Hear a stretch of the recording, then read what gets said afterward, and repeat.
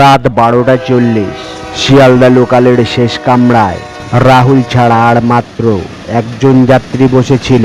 Train যখন Dumdum station পার হলো, সেই লোকটা হঠাৎ বলল, ভাই, আপনার পাশে যে লোকটা বসে আছেন উনি কখন উঠলেন?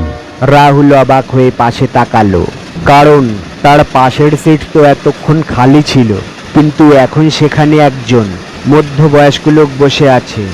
লোকটা মাথা নিচু করে বসে আছে, তার জামা কাপড় কাদা ও ভেজা, আর তার দুই হাত থেকে টপ টপ করে জল পড়ছে।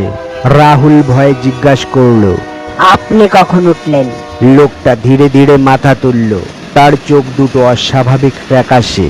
তারপর সে মৃদু হেসে বলল, আমি তো এই ট্রেনে উঠিনি, আমি তো এই ট্রেন থেকেই নামতে পারিনি।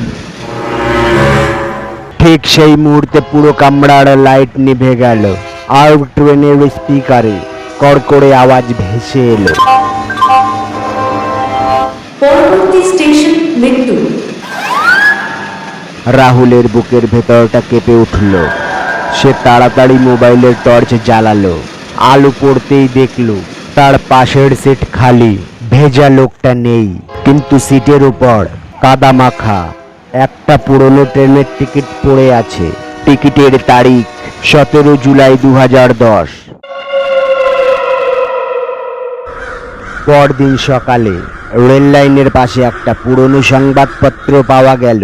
শিরোনাম, আজ থেকে 15 বছর আগে শিয়ালদা লোকালের এক যাত্রী চলন্ত ট্রেন থেকে পড়ে নিখোঁজ, মৃতদেহ আর কখনো পাওয়া যায়নি।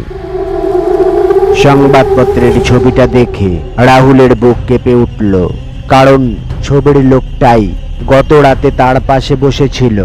আর তার থেকেও ভয়ঙ্কর ব্যাপার, সংবাদপত্রের নিচে ছোট্ট একটি লাইন লেখা ছিল, যে সিটে লোকটি শেষবার বসেছিল সেই সিটে আজও মাঝরাতের পর কেউ বসে না।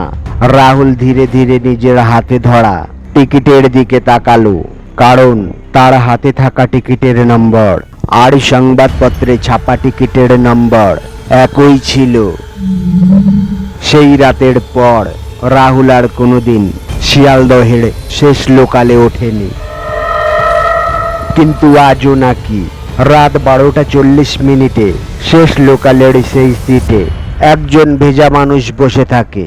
আর নতুন কোনো যাত্রীকে দেখে সে ধীরে ধীরে জিজ্ঞাসা করে, ভাই, আমি কি আপনার পাশে একটু বসতে পারি?